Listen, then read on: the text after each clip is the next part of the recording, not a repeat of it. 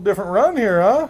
Chad's like, yeah, it's a little bit different. I mean, it's still really good. It's still obviously a straight rye, but like this year's, this profile and that profile are just a little bit different to where you can tell, different batch. Yeah, I got So I like that because it still has the good flavor profiles, still a lot of the same notes, just the balance is a little bit different. I got you. But it's the same stuff. That's the hardest part that we have. Like, we try to keep as close as we possibly can. Yeah. But you take 4 barrels at a time, or 3 barrels, or 2 barrels, Yeah. and try to match those up. And so when we're trying barrels to figure out how we're going to do it, you take a little bit of this and a little bit of that and whatever's left in the tote, and then I got you. and you start playing around with it that way, and it's Good. I think they're killing it still. No. Yeah. 100%. But this, like I said, that straight rye whiskey, it's won the double gold, right? And then we entered in another competition, then it won platinum. So, Well, 3 total golds, a platinum, and a best in show yep, is what it's running just this year. yep, And that's that bottle, this bottle. yep. It's good. And then, go ahead. No, Mitchie. go, just right off the shelf stuff. If there's nothing fancy. There's no. It's not a barrel select It's or not a limited barrel run. select. That's just our standard product for. Man, it's not even our best seller. Isn't that crazy? The weeded That's bourbon, wild. our weeded bourbon. Like I was talking with Chad Which is about my that favorite. today. This was like, it's the weeded bourbon is our #1 seller, and then it's like everyone else's favorite is the straight rye. Like. And you guys might notice there is no firearms on the table tonight, and that is because of due to the upcoming elk archery season coming up.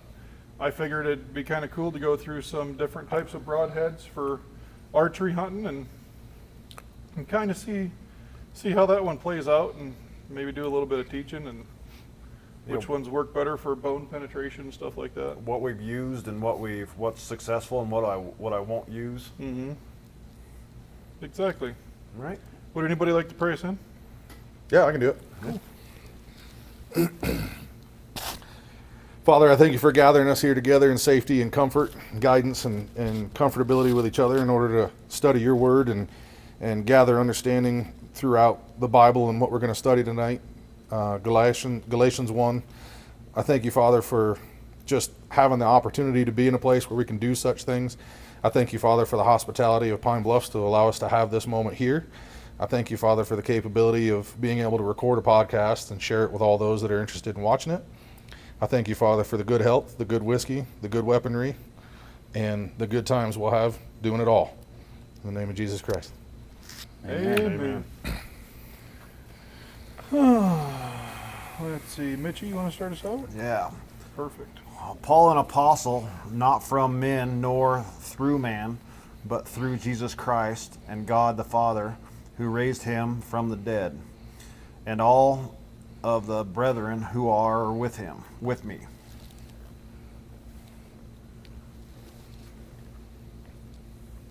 You going to you or me?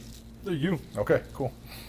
To the churches of Galatia, grace to you and peace from God the Father and our Lord Jesus Christ. Who gave himself for our sins, that he might deliver us from this present evil age, according to the will of our God and Father. To whom be glory forever and ever. Amen. Mourn for many who have sinned. Oh, I am way off there. Sorry, I jumped way up. And marvel that you are turning away so soon from him who called you in the grace of Christ to a different gospel. Which is not another, but there are some who trouble you and want to pervert the gospel of Christ. But even if we or an angel from heaven preach any other gospel to you, then we will have preached to you, let him be accursed. As we have said before, so now I say again, if anyone preaches any other gospel to you than what you have received, let him be accursed. For do I now persuade men or God? Or do I seek to please men? For if I still pleased men, I would not be a bondservant of Christ. God, that's a deep one. I like. Right. Those last couple verses right there are deep. Yeah, I think that man, it's really laying it right there for you. Right. Don't. Don't be listening to all that other nonsense, Right. because it ain't true. Mm-hmm. Good. Yes, sir. But I make known to you, brethren, that the gospel which was preached by me is not according to the man. For I neither received it from man, nor was I taught it, but it came through the revelation of Jesus Christ. For you have heard of my former conduct in Judaism, now how I persecuted the church of God beyond measure and tried to destroy it. And I advanced in Judaism beyond many of the contemporaries in his own nation, in my own nation. Be more exceedingly zealous for the traditional to my father. But when it pleased God, who separated me from my mother womb and called me through his grace. We doing 2 or 3? I guess Just two. Okay, cool. To reveal his son in me, that I might preach him among the Gentiles, I did not immediately confer with flesh and blood, nor did I go up to Jerusalem to those who were apostles before me, but I went to Arabia and returned again to Damascus. Contacts at Jerusalem. Then after 3 years I went up to Jerusalem to see Peter and remained with him 15 days. But I saw none of the other apostles except James, the Lord's brother. Now concerning the things which I write to you, indeed before God I do not lie. Afterward I went into the regions of Syria and Cilicia, And I was known by face to the churches of Judah and were in Christ. But they were hearing only. He were formerly persecuted us, now preach to the faith which he once tried to destroy. Yeah. And they glorified God in me. So why do you think he had to say, or I guess emphasize, that was the word I was looking for, that he wasn't lying on verse 20 there? because I think a lot of people thought he was. No one Thought he was believed just him. talking. Yeah, I mean, think about it. He's like it just said. Where was it here?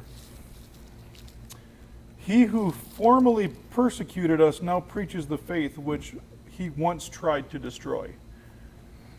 Yeah. Because Two-faced. yeah, because or like a big flip-flop. yeah, there you go. Yeah. Mm-hmm. Appeasing to the crowd instead of the people, instead of actually standing his own ground. Yeah, that's a great way to put it. Yeah. A character point or change or Or epiphany or growth to be able to make that kind of change and then go out in public and throw it out there. for sure. I mean, or maybe some revelation happened in his life. Right.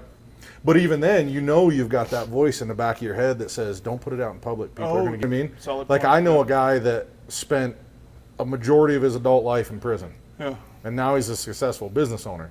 But he doesn't hide his childhood trauma, what he did to get in prison, his time in prison, or that he's a felon. He doesn't hide any of that. He shares it. Yeah. Now, he's definitely a man of God now, Yeah. like outwardly, and I really have a lot of respect for him for that. But that reference makes me think of him immediately. Oh yeah. Because it's like, my God, man, the life you've lived, and then you just outwardly put your belief in God and the ways of Christ and the Bible and its benefits and your passion for it, Oh, yeah. out there, knowing your background, and then he lives it, right? He walks it. Yeah. So I have a lot of respect for him for that regard, but I can't imagine like the haunting in his head Oh yeah. when he goes outwardly to do that, and there's that voice in the back of his head that says, well, you were only, well, you did. Oh, that voice. You know, is there- that, oh, yeah, every that day, little too. piece in the back that's just nipping at you, you know? Well, that So- I mean, you got to look at this too. Like, what is the devil going to say to you every single day too? Like, it's not just that voice. And Yeah. that voice very well may sometimes be the devil. Right? Yep. But he's also going to throw people in your way. Trip you up, Exactly. slow you down, That's going to try send to you take backwards. you back to Yeah. where you were. Yep. yeah, it amazes me to see the strength of character, especially like times are pretty soft right Yeah. now. Oh, yeah. In those times, Oh, for sure. I mean, you screw around and get stoned, dude. Yep. Yep. You know what I mean? Right. So, like, it's pretty wild. It's pretty wild to see that strength of character to be able to make those But not changes only like you just and said, share. that times are soft, right? But not only that, dude. People are soft. Back then, people weren't soft. Yeah. Nowadays, they'll put a lot of evil posts about you on Facebook and the socials. Yeah. Back then, they'd just hit you with a stick until you bled to death. Yeah. Pretty much. Yeah. What's worse? Oh, I'd Being take put in social front- media any day of the week because I can just turn that crap off. Yep. Right. Yeah. So, But yeah, everyone else sees you hit it. me with a stick, we're fighting, dude. And that's way worse than anything social media. You know what I mean? You chuck a stone at me and, buddy, we're going to figure out who's the better man. Right. Other people aren't seeing your side of it though Yeah. from the social media, right? Yeah, but that's true. the thing is, like, that's where When your they strength put of your character name in comes in there, and it's what you bad. believe, Yeah. right? But that's So I got away from the news, and the only time I do socials is mostly for business.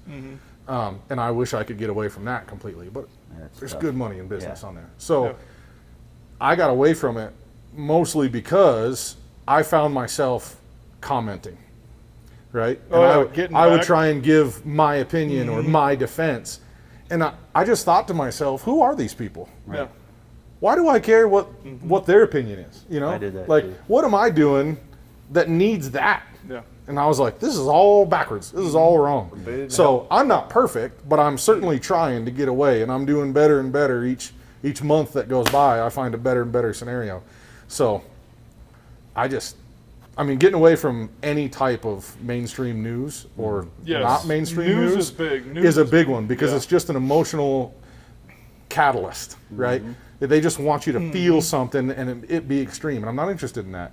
And then when you're in your feels and you see something get you all jacked up on a Facebook thread, for example, Yeah. and then you got a comment because you see somebody's words and you're like, and you got an argument, and it's like, what are we doing? Where is it worth it? Is Yeah. it worth it in the end? You guys, So- no one got help. I got me to where I am. No, you guys in the back seat driving of the world of technology. Yeah.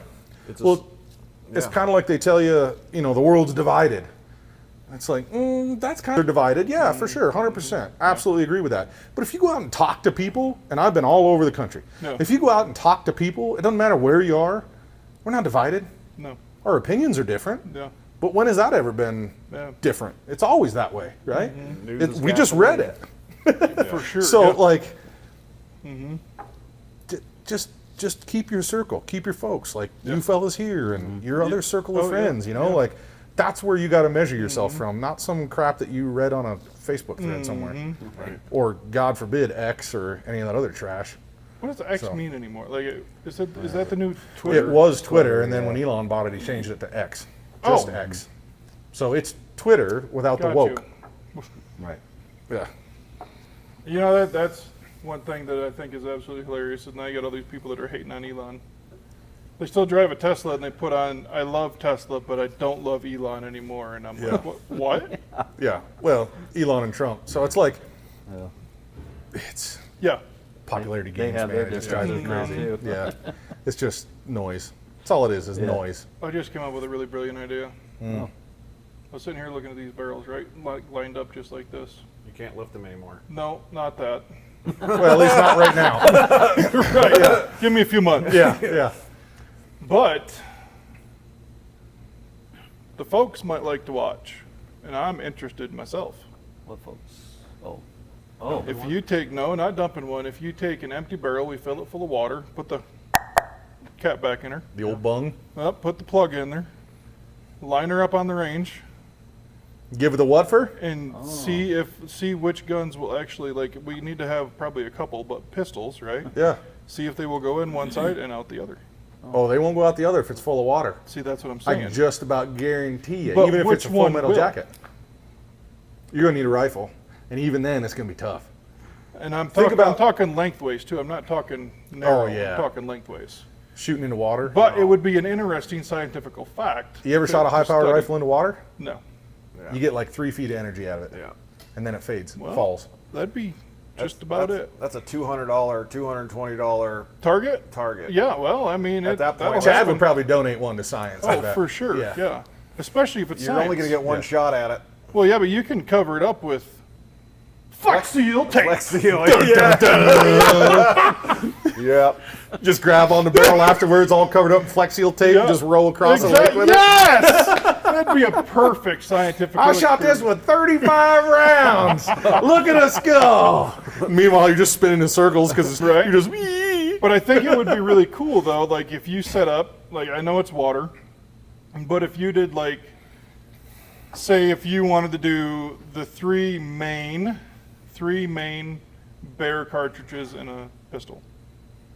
Ooh, you're talking big and heavy rounds. Yes. Or you could even do 4 in, because the 10 mil has to be in one. Yeah. Like that's without a doubt. 10 Yeah. mil has to be in one. Yeah. And then I think you'd probably have to do the 44 mag. Yep. I don't have a 41 mag, but I know somebody who does. Yep. I don't. But I don't Dean probably does. know if he does. Thought he did. A 41 mag? Yeah, I thought he said he. Well, maybe not. It wouldn't I surprise me. don't. Well, yeah, no. But I mean, it would just be interesting to like pick like if you go through like do some research on Google, right, and then go through and pick like the top 4 guns that were used in a bear self-defense situation. I think we should pick 2 or 3 of the ones that people say are good but aren't recommended, You mean like a 9 mil? or a 45, Yeah. or a 40, something Yeah. like that. Like everybody's like, "Oh, 45 definitely do the job," and then you watch it skip off a bear's forehead, and you realize, I really, really made a bad choice.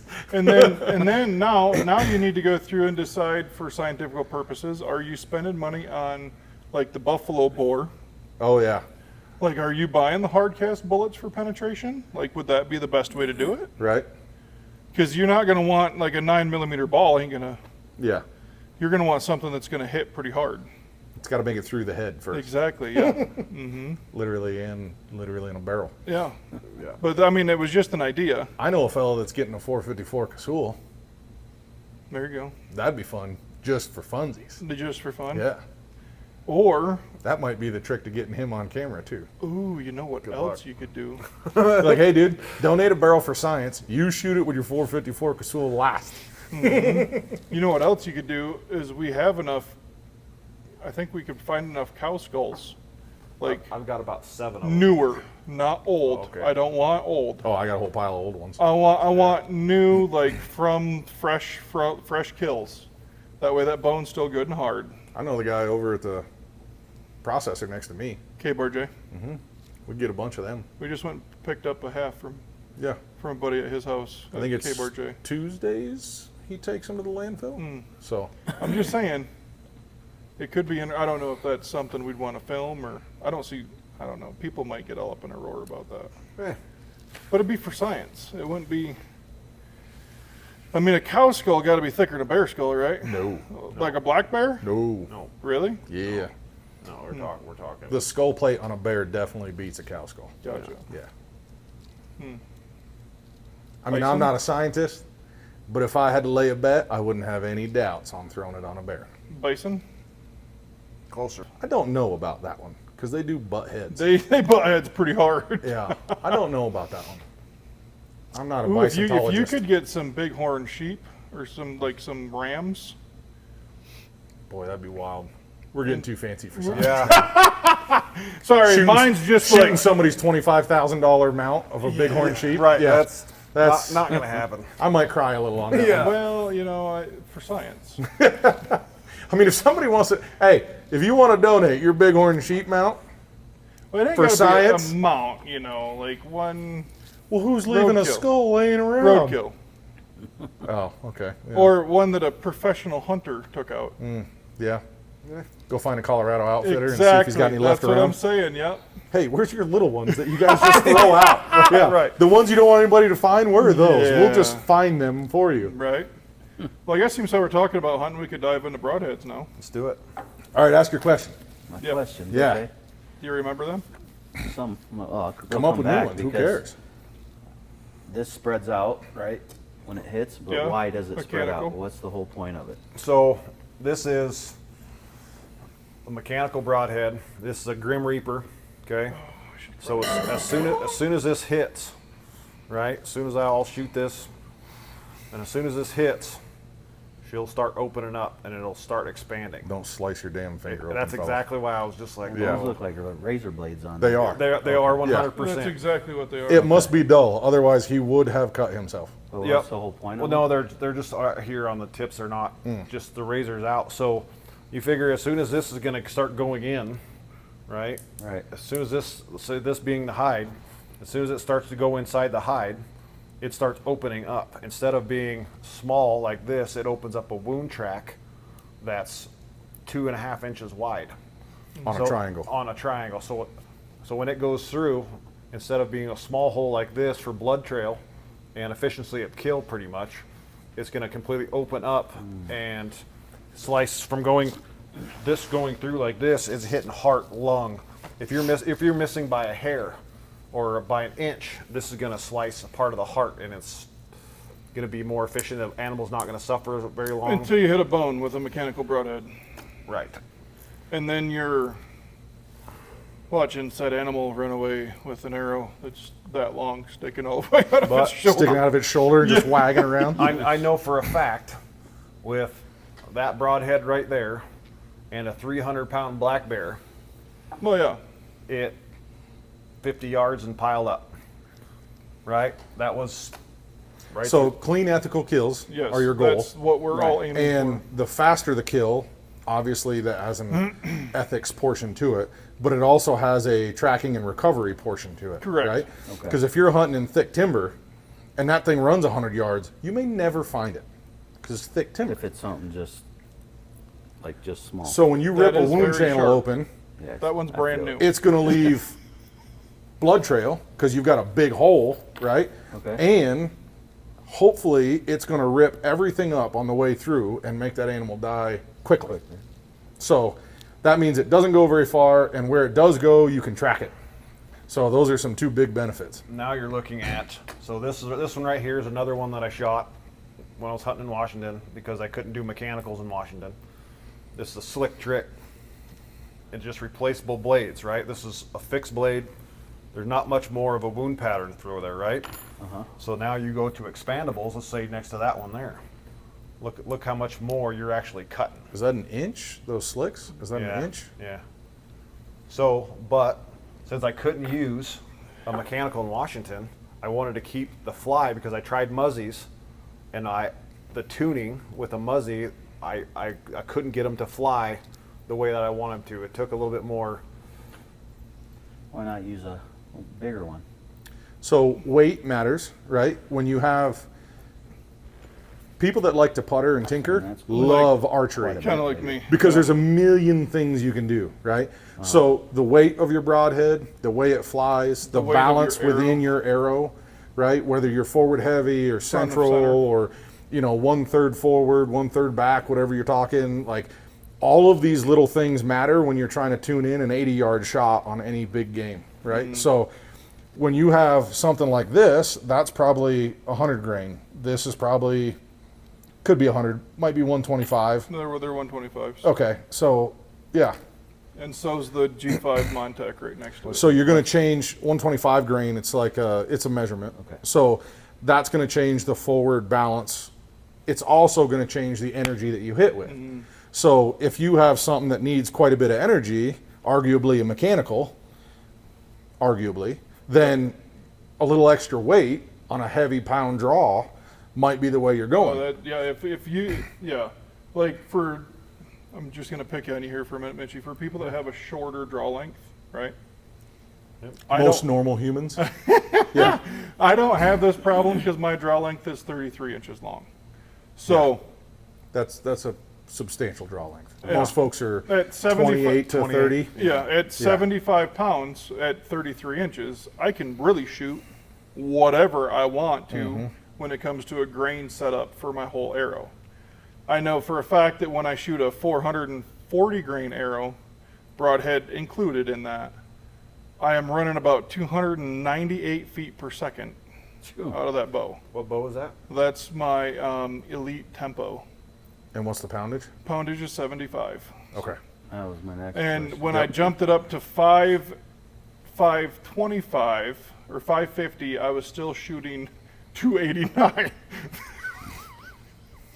So That's nuts. 550 is like hucking a damn boulder in the world of but archery. what's Like- really funny about that It's like though, shot put. is when archery I, style. when I put a lighter arrow in it, you can hear the ball thunk, right? Like it's the only thing you hear thunk, and then when you throw the 550 on there, it's just yeah, that's all you hear. Because it carries that. And then if you String. watch an arrow in slow mo, have you flexed these at all? No. Okay. Snap it. It's only $30. Yeah. Well, it's an access, so.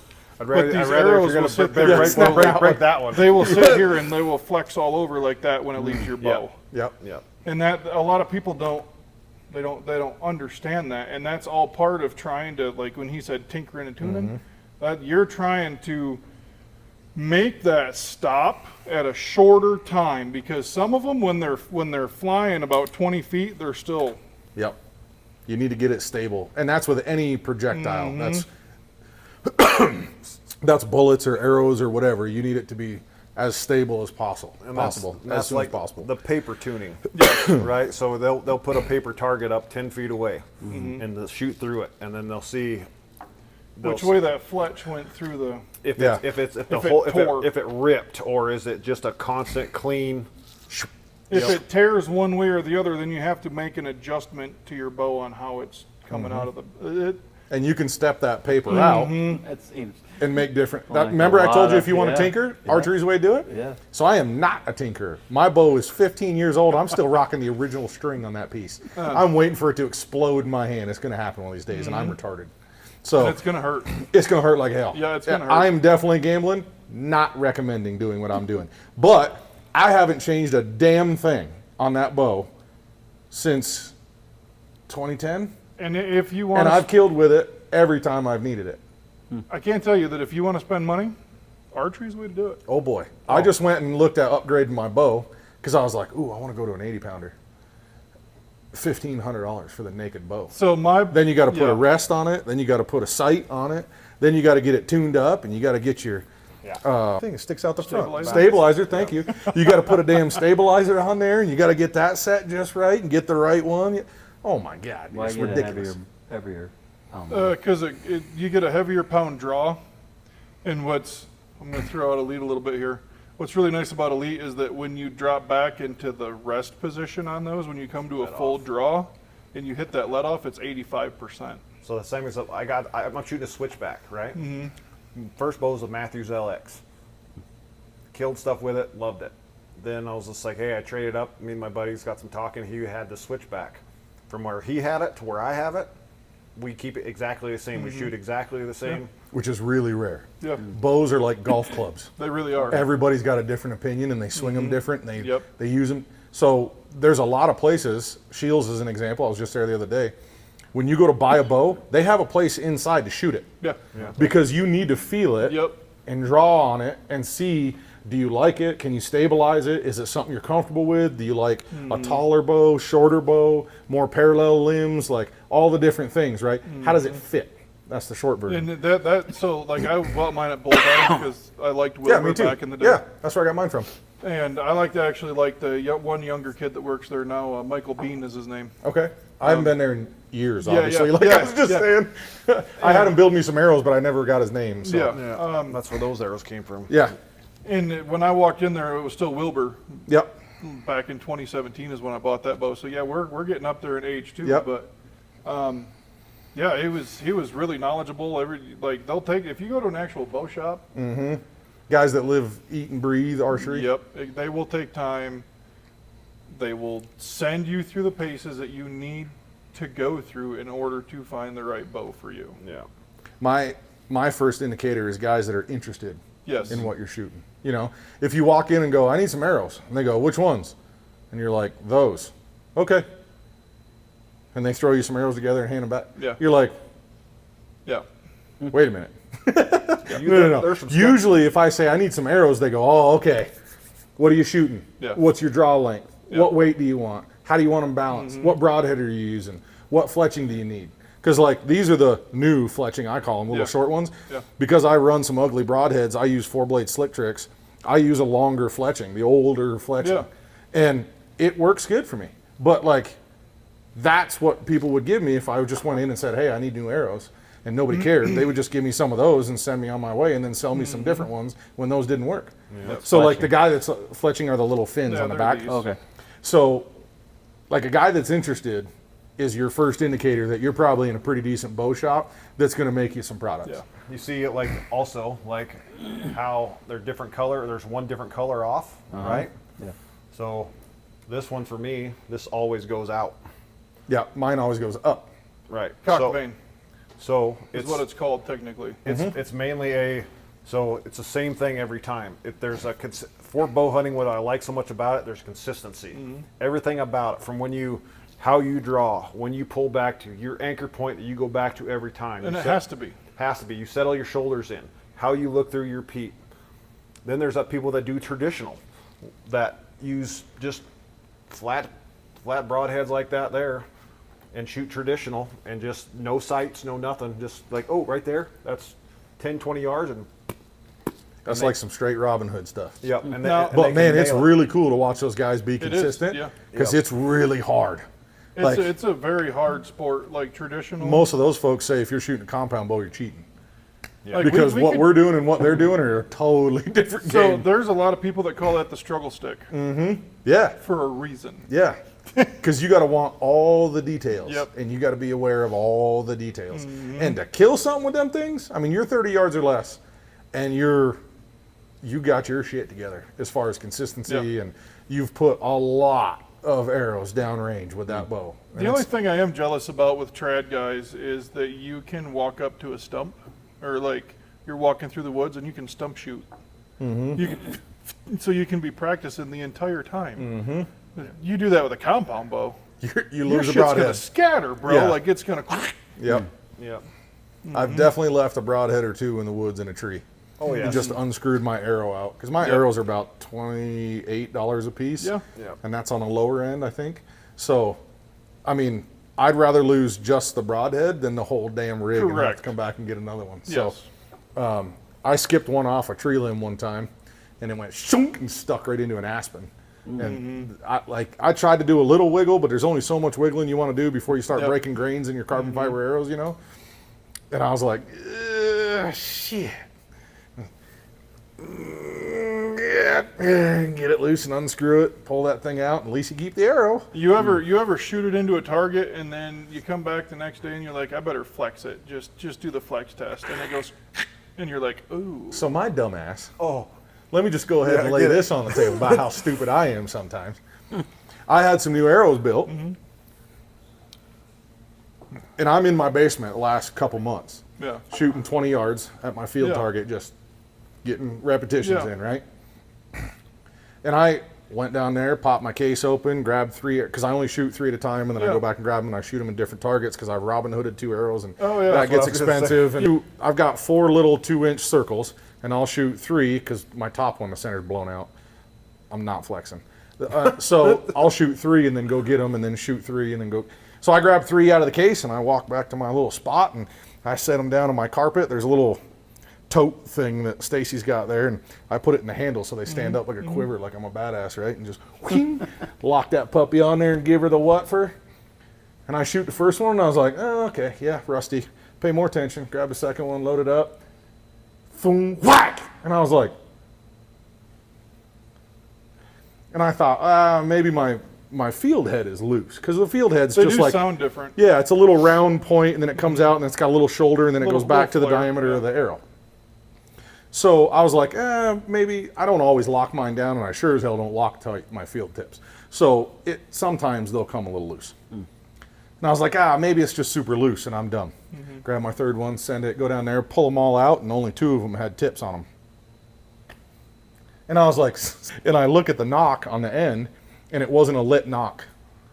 It was red, which is my new arrows, which means I tip on that arrow and just shot it into my field target. And I was like, dumb. And I grabbed that one, and I was like, please work, please work. Now, it was pretty low likelihood that was Yeah. going to damage it, but I was like, I got to check it, because if I ever grab this one and try and shoot something with it, and it goes, Yeah, yeah. I'm going to be twice as pissed. Well, that's one thing that I do is whenever I go shoot, I do flex test, because I've got weird feelings about arrows sticking through my hand. Oh yeah, So I'll flex them hard. Yeah. Like I'll make sure yeah. to give them the old Hulk squeeze real good. So how many of you actually broken? I've broken 2 in my life doing the flex test. Do you think it was the flex test that broke it, or do you think it was the Oh, use? it was damaged. Was it? And as soon as I flexed it, like I only got just a little ways, and Yeah. down here by Plink. my hand, Oh yeah. and like the fibers started coming Yeah. apart, and I looked and it's all frayed, and I'm like, So I have a rule, which is kind of stupid, I guess, but I do it anyway. If my arrow goes into an animal or a tree, I don't shoot it again at anything important. yeah, I don't. That I don't- arrow gets retired. I don't So I'll mind, take the knock yeah. out of it. It'll just be the shaft and the fletching, and that's it. Yeah. And I'll take everything else out of it and move it on to new arrows. Yeah, Because I don't ever want to just gamble. Yeah, And I don't- also mark all my broadheads that have been through an animal, Yeah. because I don't sharpen broadheads, because I ain't nobody got time for that. buy a new one. So yeah, so I mark them and I set them aside, and then I have arrows that group really well, similar to each Well, you other. have to, yeah, and you I'll can put number those them. 3 arrows in the front of my quiver. Yep. And when I go in the woods, those are my 3 with Yeah. my brand new broadheads and Yeah. yeah. I so save my you arrow only and my take broadhead if they're not broken, and I put I 'em take with my 5, animal. but 2 of them have the spring-loaded bird heads or whatever, yeah. so I can murk squirrels or grouse Quail, or something yeah, like that grouse, with them. Is yeah. there a law about how many you take? Like No. No, not that I No, have. there is no law. Like with no. firearms? My I quiver mean, I'm has sure my if quiver holds Colorado 5. keeps it up, Yeah. there will be, but 5 or 6 in my quiver that Yeah. I can pack around. It's like it's lightness, right? The let off, and then how light your bow is, right? You pull back, and then okay, you're gonna hold this, but now you're holding that up. Now you're blowing across. It's like today, I was out the back of the shop here shooting at I got a 60 yards, 20 to 60 yards out there. The wind's blowing, and I'm just like, oh, I wasn't quite ready for that, Yep. right? And then just let off, and then now that's my switchback. that's the hardest thing to do is let down. Oh man, yeah. What if Because lose you all know that- 6 or 5? You suck. Now you're out. Yeah, go home. You need to go Yeah. home. Yeah. Because clearly you have not practiced. No. Yeah. Okay. It's like I had a buddy ask me the other day, he's like, you going to be ready for elk season in 2 weeks? And I was like, no. After what just happened, I said, there ain't Yeah. no way, bro. Archery goats starts tomorrow. Right. Unless August I'm taking a 15th, crossbow and walking on flat ground. Yeah, but even I ain't loading a ready. crossbow, pulling that back. no, I mean, you shoot, got to get I- it on the ground and get one Well, of they the. do have the real- That's ridiculous, dude. Hey, That's where you lose me.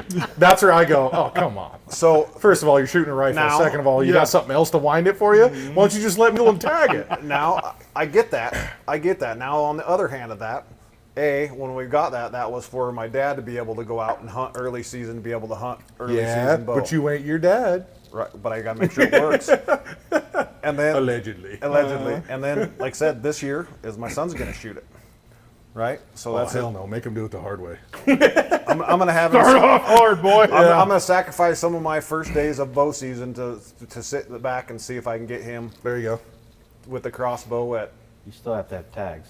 Oh yeah, Yep. Oh, yeah. yeah. hunter safety course. Yeah. So it's all Still the have to same hunt stuff. it, It's just a different weapon to It's hunt with. They actually This call is it the- a special permit, too. Yep. So in Wyoming, archery is a special permit. So, like, I hunt general elk, I think it's 'cause but I we're have to just also stupid. buy a special permit for archery for that tag, Closer to caveman. and that allows me to hunt the archery dates with only a bow and arrow or crossbow for those dates until rifle starts. But what sucks is that you got schmucks. And I'm trying to keep it PG on the podcast, but you got schmucks that are running around chasing grouse with 12 gauge the same time that you're hunting archery elk. And then when they see you dive off the road and they're like 20 yards behind you, go boom! Yeah. So bow season falls They're real schmucks. pre and post rut, right? For elk, let's say, right? Right. Archery's typically around here the month of September, Correct. typically So speaking. animals at this point are not being run around. They haven't been hunted. Where it's the first No. one out, right? So it's a Here. Oh, sorry, it's sir. a Please and better thanks. it's a better time frame to be hunting with, right? But let's say Better hey, temperature, too. better Yo. temperature during rifle season, right? I argue it's a little too warm, but I Some can- days it is. I can still take my bow out if I want to and kill an elk with a bow during rifle For season. sure. correct. Oh, okay. If you're that dedicated, Yeah. yes, you can. right? You can always reduce, right? But I can't take a rifle during archery. Right. But you can take archery during rifle. Makes no sense. You can take a muzzle loader during rifle, but you can't take muzzle loader during archery. See, I think that's crazy too. Like Yeah. the one muzzle loader that I have is like the kind where you actually pack the barrel. Yeah. A real Like, muzzle loader? A real muzzle Yeah. loader, yeah. So, I got to be honest with you. You're not getting big yardage out of that. 300 yards. No, no, you're not. I know most folks Nope. keep it at 100.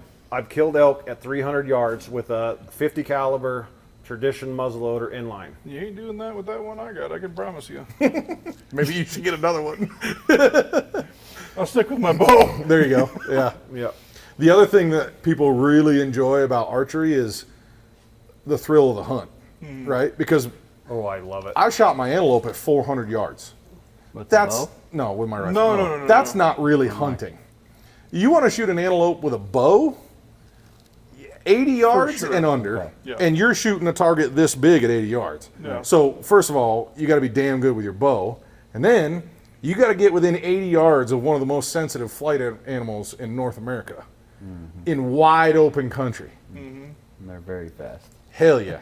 So, I mean, there's a lot of thrill of the hunt. And then also, like, if you're hunting timber elk, you got to call them There puppies ain't in, nothing better than and you you're going to going back be and forth. within a few yards of a bull elk. yes. And they're going to be screaming in your They're gonna face. be peeing all and your over heart's going to be themselves. ripping, and you're going to smell them, and shit's going to get wild. And if it's really good peak right in yeah. front of you, Yeah, I mean, that's it true. gets wild. And that hunt, if you're a hunter and you do that and you don't like it, There's something wrong with you. I think you're in the wrong place. Yeah. Like, go home, pick up checkers, because you're not a hunter, Yeah. right? Like, that's the peak, man. I actually did that for a buddy of mine. He had a buddy of his from Iowa draw a tag out here, and he's like, "Where can we go?" And I was like, Yeah. "I got a spot." I said, Yeah. "But it's thick and it's rough."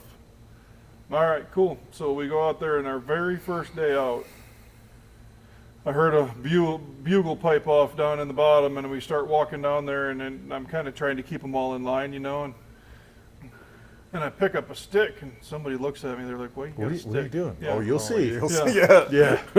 And You're going to learn today, boy. I'm counting and bugling as I'm walking down in there, and he's coming up to me, and I start raking up and down this poor little pine tree got beat up. I'm sorry, pine tree. You're making too much noise. Right? Oh, no. Noise is good And, for bulls. and I was banging against it and up and down. I shredded the whole side of that pine tree, and I was like, well, he would have done it too, you know. And when he came up, I set the guy that came from Iowa like 60 yards ahead of me, and he was like, he was 70 yards out this way, so he was working on doing a circle. It was a nice 5x5, really dark antlered, and he's like, I just there was a limb, and I was like, sure, there was a limb, bro. He was 70 yards, and you could have took the shot. 70 yards is a touch, though, unless you're good. I mean, I limit myself Oh, at for 60. sure. Yeah. So, I mean, if but he's got that he personal told me limit that he as was well. shooting 120 Get out of town. every day. Was it a crossbow? No. Get out of town. I got to see And that in he person. He shoots he shoots leagues back in Iowa as well, and he set it up to 120. He hit the bullseye. Like, What's his energy? He showed me. At 120 yards, though.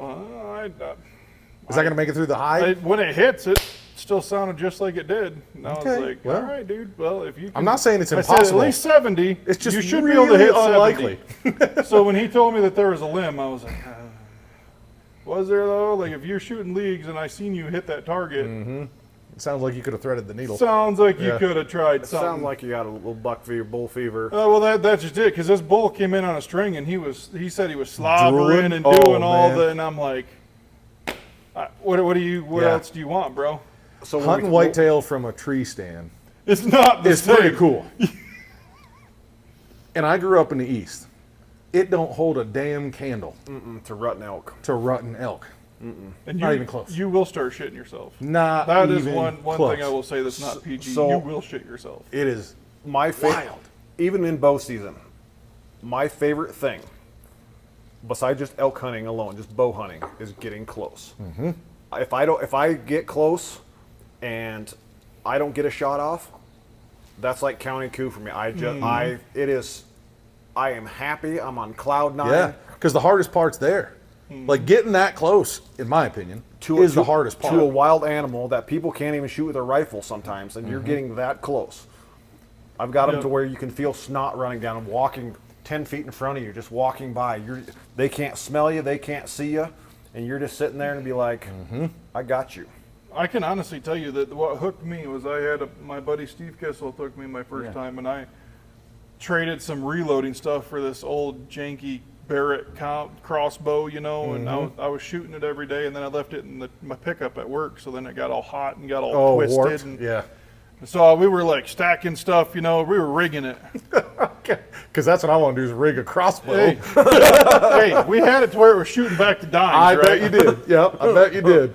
And I was like, I all don't right, wanna know how, let's though. go. And we were walking through this one pipeline clearing, and I heard a cow calling, so we were calling back to it. And we were I was following him, and we were through some sapling pines in this pipeline crossing. And he dove down real quick, and I dove down, the crossbow still on the sling on the back, you know. Dude, that cow walked from me to you right past me. And that's what hooked me right there. Yep. It was like, this is amazing. Like, I'm going to do this again. Yep. We were hunting archery, and I went back early to get my horse because another fella had put one down right at sunup.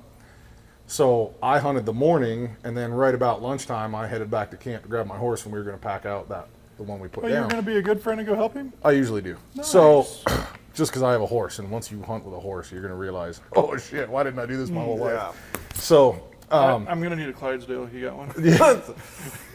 I mean, no, but I know a lady.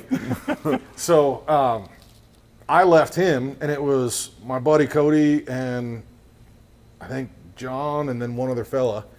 And when you're at like 10,000 feet, there ain't nothing better than a late September morning Absolutely. nap on the mountain. Oh, yes. Oh, dude, I'm telling you, that's where you find peace, dude. So they're all laid up, and it's probably 10,000, almost 11,000 feet, and it's right at about noon. So it's got that nice warm sun, still that cool breeze, and they're laying down on the rocks, and they all just blacked out. And they were going to plan on taking hour and a half nap, and then get up and start moving again. And I was hoping that I'd be in and out by that time, and then I could catch up with them. So they're up there taking a nap, and they're just out. And he's got his bow with an arrow knocked, laying on his stomach, You never and the know what arrow's comes sticking across out to when the you're side, and his bow's pretty much just laying longwise right like this. And he's just head on his pack, just out. And he wakes up because something knocks the arrow off the rest, and it cling, cling, cling against his bow, the frame. And he opens his eyes, and they're in the midst of a herd of elk. Oh, wow. They walk, because right at the top is where the timberline was, like the north versus south timberline. So they walked right off the north side onto the south-facing slope to graze, and the boys were right there sleeping. Oh, wow. And one of the cows walked by and just brushed it, Yeah. and it knocked the arrow off, clink, clink, clink, onto the frame of his bow, and he opens his eyes, and there's like 40 elk just all around him and his buddies. Don't move. Yeah, and he's like in a panic, and none of them knew what to do, and he didn't want to yell to wake up anybody else because you breathe too loud, and they're all like, all 30 eyes, 60 eyes, 80 eyes, are just staring right at you, and then one cow barks, and they all just disappear. Yeah. So he's like long fingering as best he can to get that arrow back on the rest, and then he clips his release on the string, and he's looking to see which one might have a chance at, and then he pulls the full draw, and the whole herd just exploded out of town. And he's like, he said he never took a shot because there was never a clear shot. Yeah. He just saw butts, just a wall of butts, and he's like, what am I going to shoot, a butthole? Like, that's not going to be a smart move. Right. So he never took a shot, and he had to let it down. He's like, dude, I was a yard from a cow elk. Yeah. Couldn't take a shot.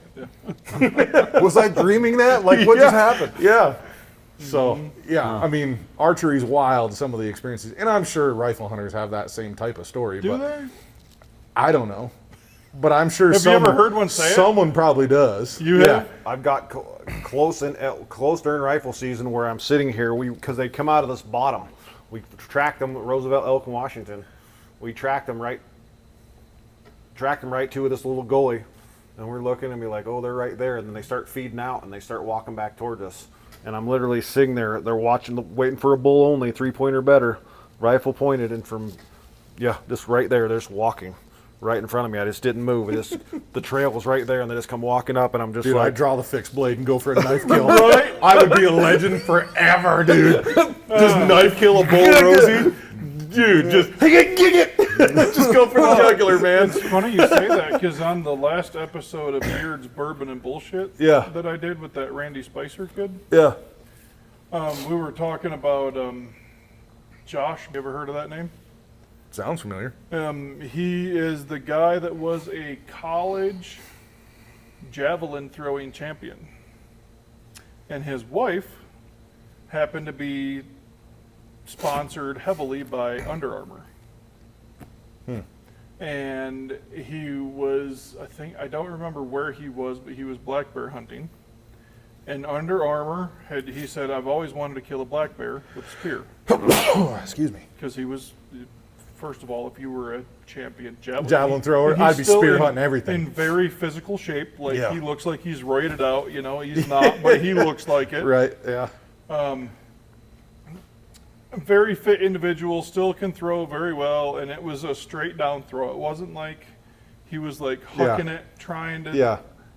He wasn't checking windage or nothing, it was straight down. And he had a camera on the spear and all that, and Under Armour said, hey, go ahead. We'll line the hunt up, we'll do this, we want. Was it like a hunting spear with a leaf tip and all that? We want to be behind you, Nice. this Like is Tim what Wells. we want. Yeah. And then he did it, and when he did it, he took the blood and smeared it on his face, because he was Yeah. just That was his speared- jam. Yeah. He just speared a bear, right? They dropped him. They dropped his wife. They dropped everything about him. Because he smeared the blood? Because there was so much backlash from social media on Under Armour that they literally dropped everything about it. People are dumb. So all of it, I'm talking probably thousands of dollars a month that Under Armour paid them or her, but he was an added bonus, Yeah. because she was a sponsored one. But then he brought the idea to him. They were like, Right. "Oh hell yeah, we're down with that." Yeah. Because Cameron Haynes, I don't know if Oh, you- yeah, I know Cam Haynes, yeah. who doesn't, right? Yeah. He was sponsored by Under Armour for years. And Under Armour even told him, like, you're horrible at testing because you don't care what your body tells you. You just go out there, you do it, you come back and say, yeah, it works great. You probably don't know who Cameron Haynes is. He is a very, how can I put this? He's a very hard man. yeah. Like, I don't know as if you get any more of a manly man, I want to say, Endurance runner, than bow besides shooting. like David Goggins. That was the Like- name I was trying to think of. Yeah. Like, Do you know David Goggins? I don't think he does. If he doesn't know who Cameron Haynes is, bro, he wouldn't know who David Goggins is. Yeah, but I knew Dave Goggins before I knew Cam Haynes. Really? Yeah. Well, I read his book, Can't Hurt Me. Yeah. Have you if you listen to it on Audible, it Oh, yeah. actually has him go. Have you? Yeah. Yeah. It's That's insane, dude. I don't sit and read books, dude. I ain't got time for that. I'm listening right now to a book I found this morning. It's Cameron Haynes' book, and he's talking when he trained with Goggins. Oh yeah. Oh, yeah. Them two dudes, you put them together and it's like Oh yeah. a melding of absurdity. Yes. It's just like What they human put their achievement bodies knows through, no bro? bounds. No. So it was. He said he was like, I love hanging out with David, but when he turns into Goggins, it's completely different. Well, yeah. He goes. He flips a switch, and he goes. When most people give up and just go away, Keeps Goggins going. finds another gear, and he just like keeps going and going, and be like, you can't hurt me. Yep. get some. I just seen on Instagram 2 days ago that Goggins just finished the Bigfoot 200. Did you see that? And then he finished it, and he was running like he would, like a 70-year-old man would run. And then when he got done, he like stood tall, flexed, did some push-ups, and I'm like, "Shut up, bro! The dude's got like ain't no way." cartilage in his knees and ran a 100-mile marathon. And, well, it's because of back when he was A SEAL. a SEAL, Among many other reasons. Well, let's. He's go just with worn out. One of the times he tried for a Yeah. SEAL, Yeah. like the man finished the SEAL training with two broken legs. Like did not care. He literally black duct taped them together and finished it. Yeah. The one thing I remember is, I'll probably get the details of this messed up, but the general theory is still there, and that's my point. I think it was a 24-hour pull-up challenge, Yeah. and he's doing pull-ups for 24 hours, and he's trying to break like the world record, right? So we're talking ridiculous numbers. Doing anything for 24 hours is impressive. Oh, yeah. Doing pull-ups for 24 is nuts. I couldn't do it for 3 The minutes. skin off his fingers and his palms started to peel off to where he had just bleeding tissue. Yeah. And he's like, he just keeps going. Yeah. Like just blood all over the bar, like hands just hamburger. Because it's a grip bar, right? So Yeah. he can keep, and he just keeps going, dude. Like the pain receptors just turn off. Yeah. And he just keeps going. Keeps going. Keeps going. I want to say nice Cameron play. Haynes' son. No, He he, did. he His just son lived did it, it. dude. He did great. Yeah, Just broke it. it. Yeah. That's the thing that takes it like to an even bigger level for me is like runs the 200, does the push-ups, does the flexes, Yeah. does not collapse and disappear for weeks No. to heal. The next day, the dude probably ran 30 miles as his Yeah. normal fitness, Yeah. right? You gotta Or remember- or he goes and jumps in the ocean and swims with open wounds that are burning like hell the whole way and doesn't even bring it Well, up. you got to remember the story of his first marathon. Do you remember that? I don't know. I remember a couple different stories of marathons. I don't know which one's his first though. well, like if you listen to the book, Yeah. he'll tell you about the very first marathon he ever did. Yeah, I probably He remember was that not one. prepared for He it. was not Yeah. prepared, and as soon as he sat down in the chair, he was literally crapping himself, and he couldn't hold it no more, and it was all blood. Like he was just pooping blood in Yep. the chair because his body was so like, no, Distraught. bro, like Yep. what are you doing? Shouldn't Yeah. have done this. Yeah, exactly. Yeah, but his mind, he had the willpower and I'm the brain doing it. power Right. to say he's gonna do it. And he And did. it wasn't it for a charity, if I remember I correctly? can't remember right. It's I been, think it was for. I slept since then. Nonetheless, Yeah, like it's I've been listened 2 to his years other since book, I too, listened and I to was that like, book. I when don't- that book first came out was when it first came out on Audible that I saw. Yeah. That's when I listened to it. So I it's still been some have it time. purchased, so I guess I could Yeah. re-listen to it. I was don't know. jacked. Whenever I was do like, that- Highly recommend. First of all, Oh, let me say that. I will tell you that you will feel like a little girl, though. Yeah. I'm yeah. just saying, like you will feel like you're this big. He's when a you- different level When human. you listen to that book, Yeah. that's the worst part about it. Like the most extreme person you've ever met in your whole life is little compared to what that dude's Correct. achieved. He's just a different level of human. And Cam, very, very similar. Very similar. Just what they just achieve slightly different things, but I would argue they're on the same level. Oh, They're for both sure crazy. they are. Yeah. Just they'll show you what a human mind can do when your body fails. It just drags your body along whether it wants to or not. And You that's know, and there's a big thing with Cam. Like when he first started doing all this, a lot of people hated him. Like hated him because he was a drunk. He was this. He was.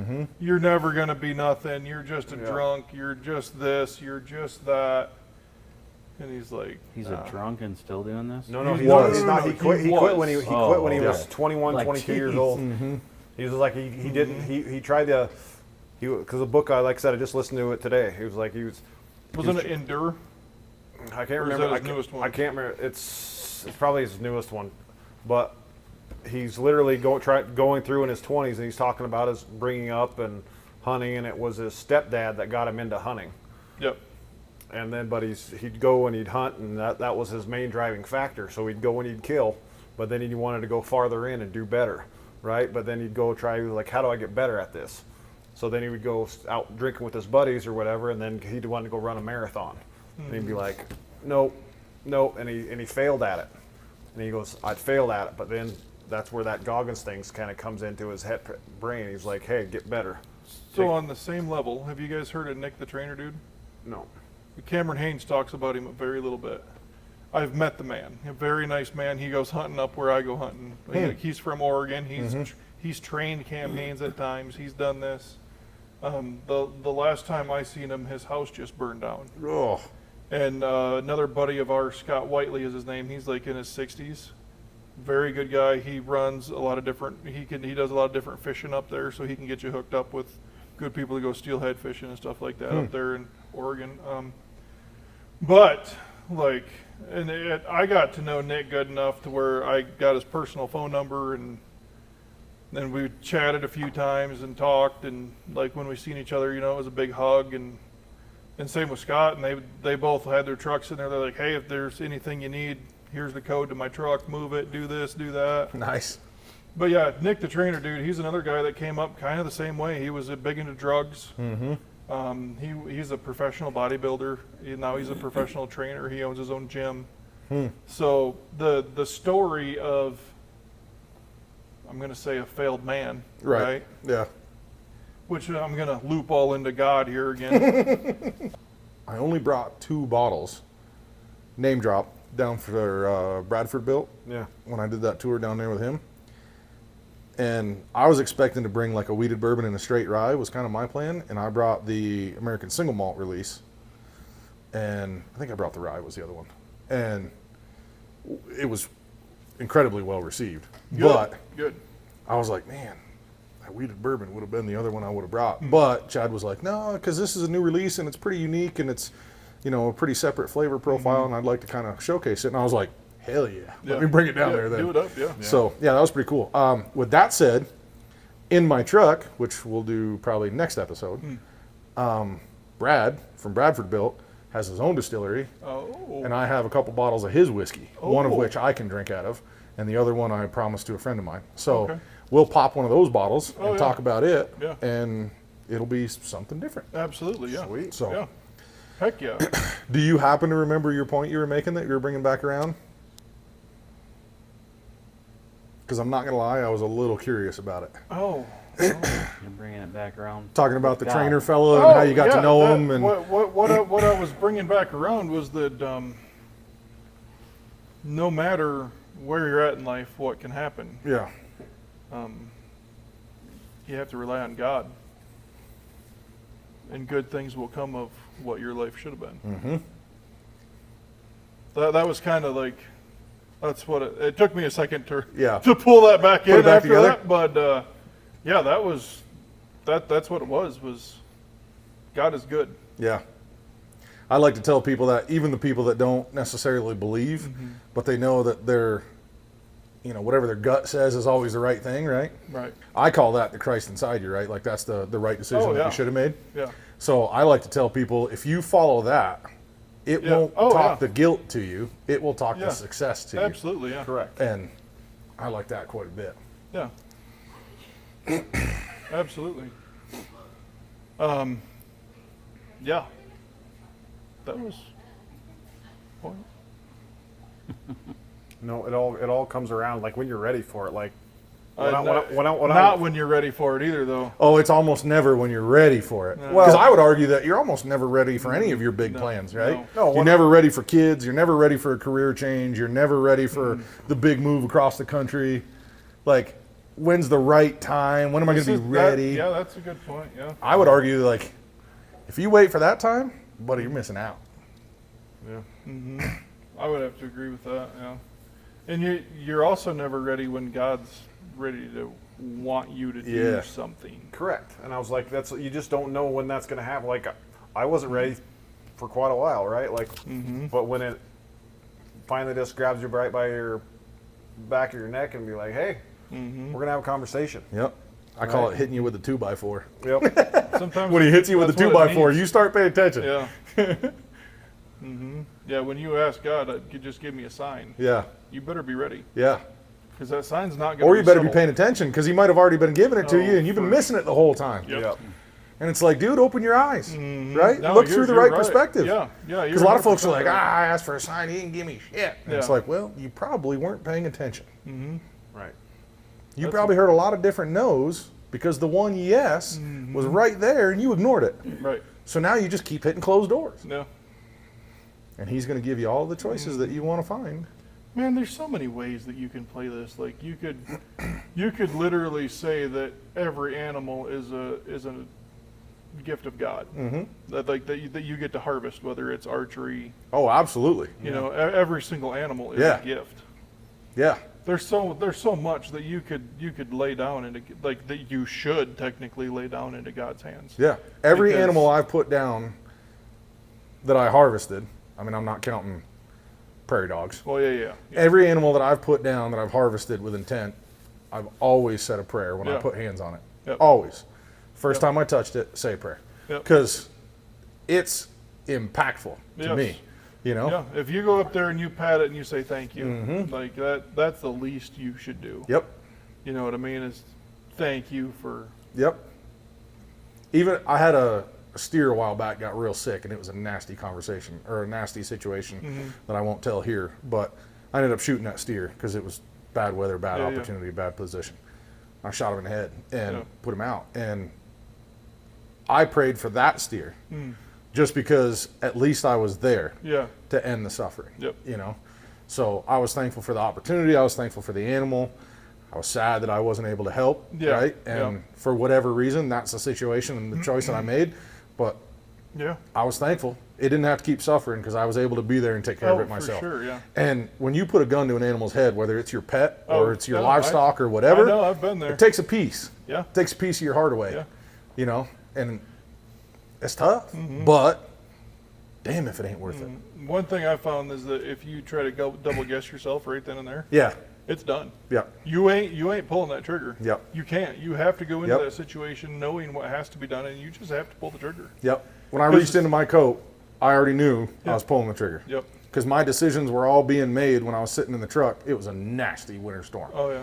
And I was sitting in the truck from the getting away from the weather, trying to make my decisions and do some research and Yeah, talk yeah. to my buddy, my mentor, and I once I made that decision, I was like, okay, I'm gonna reach in this coat, pull out this pistol, Yeah. and that's where that steer is gonna end. Yeah. And I got out of the truck and I went and I did it. And it sucks, but just like you said, man, like if you haven't already made that decision, Oh yeah. I and know. you get to there and you got this, Yeah. and you falter for a second, And all of a sudden, that Don't. Yeah. second decision, like just that second little thought comes in your head. Yep. It's over, bro. you need that moment of hardness so you can carry on your conviction. You have to. Yeah. Yeah. Yep. I've been there. Whether it's a dog or a horse or Yeah. And I don't know. you have a lot of those opportunities when God opens a door for you and it scares the shit out of you. Yeah. Especially as a man, as a provider, whether Yes. you're Yep. man or not, if you're the provider for your household, like if you're paying attention and you see that door open, it might be a wild opportunity, but it's way outside the norm. Oh, yeah. And that might scare the shit out of you. It's going to. And it's not a. you know, I might, kind of it's hope it going to. does because, man, those are the good ones. You know, Yeah, yeah. like when I finally said, "Okay, I'm done. I'm going to start, you know, Yeah. just doing whatever I want now. I'm just going to be done working for other people and just relax at the house and play with my hobbies." And Yeah. man, that's damn terrifying when you got young kids and another Yep. one about to be born in 3 weeks, Yep. and your missus is wondering, Yep. It was terrifying, but Yeah. I haven't gone back, and I don't regret a moment of it. There It's you go. awesome. So Yeah. when people have opportunities like that, I definitely tell them, follow your gut. Your gut's going to give you the right direction, Yeah. right? That little Christ inside you is going to give you the right direction. So take that and run with it Yeah. fearlessly. I agree with that. Eyes wide open, Yeah. but running fearlessly. Oh yeah. Well, what do we think? Delicious whiskey, Yes. a little bit of good reading, Yep. hell of a lot of hunting stories. Conversation. Yep. Conversation. Fellowship. Fellowship, Fellowship's a right. big piece, man. That's why I come back. I dig it.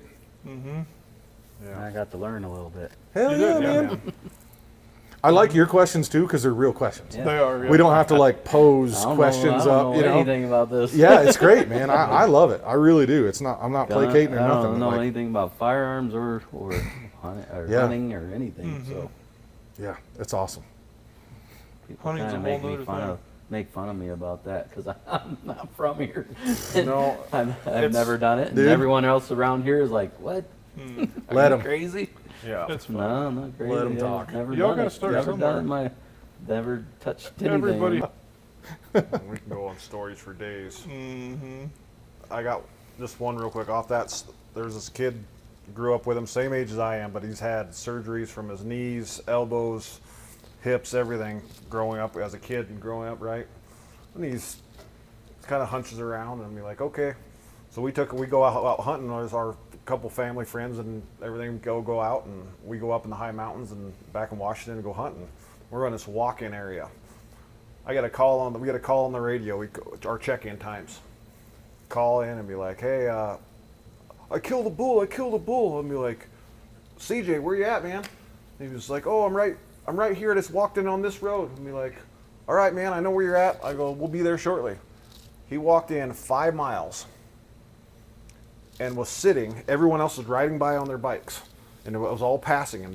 He had 20, 30 people passing as he was walking in, and then went by this area. And they all went around. And he just went down to the edge, and he just kind of sat down. Was looking over this valley, and this clear cut right below him, and this bull come walking out of the bottom at 300 yards with his 243. He put 4 shots just in the size of a freaking baseball. Jeez. At 300 yards with a 243. Yo, dude, tunk, tunk, Get tunk, him, son. tunk. And then I was like, holy smokes. 5 or 6 of us came over. We had it all quartered out, put it on our backpacks, got on our bikes. I was like, CJ, he's like, awesome job, man. I was like, we'll get it back to the truck for you. I was like, just keep walk your way back out. Yeah. And I was like, That's awesome. dude, he was grinning for days, and he was up Yeah. on top, and his Shaking. pure excitement, he was just like, and we were like, that's what it is, man. Yep. You're hooked forever now. Oh yeah. Yeah. I love it. But yeah, that's those little things. I like taking people hunting that's never killed anything. Yeah. Or that are new to it, never experienced it, and be like, let me show you what I have done. Yeah. Or let me take you into what my world. Yep. Right? And then they get close, and then they'll be like, how did we get that close? And I'll be like, man, Yeah. there's certain ways you have to go about doing things. Like, Yep. you can power through and go brush popping and snap every twig from here to hell's half acre. But as soon as you can bust that. But I was like, if you have your wind right, and there's certain things, you can make some noise and still get close. Mm-hmm. But just You put your scent in their nose and they're gone. right. If they Vision, they'll second guess it. Sound, could be something else. But if they smell you, Yeah, you're done. they out. They're gone. And they're gone for a while. Yeah. yeah. You know, if they see you, they might run 50 yards and turn around and look again. You got a chance. But they smell you, just count it gone. They're off.